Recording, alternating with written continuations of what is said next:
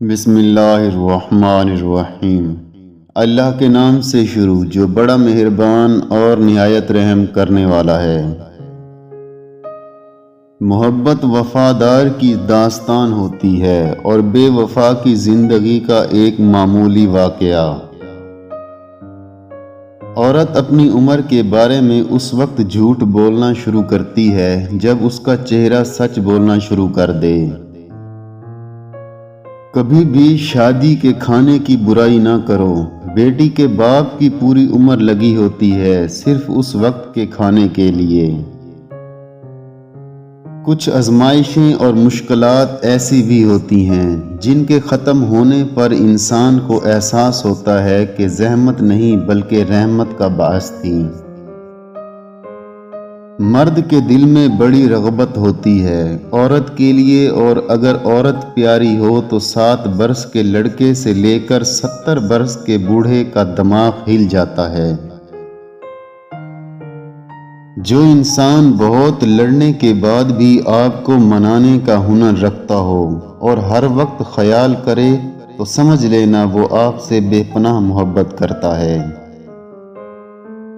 اپنے آپ کو ماضی کا قیدی نہ بناؤ، وہ زندگی کا سبق تھا، کوئی عمر بھر کی سزا نہیں۔ چیخ و پکار انسان کے وقار میں کمی کا باعث بنتی ہے۔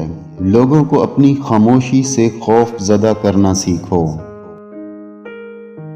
جب محبت ملے گی تو پھر سب حق خوشی سے ادا ہوں گے۔ محبت کے بغیر حق ایسے ملے گا جیسے مرنے کے بعد کفن ملتا ہے۔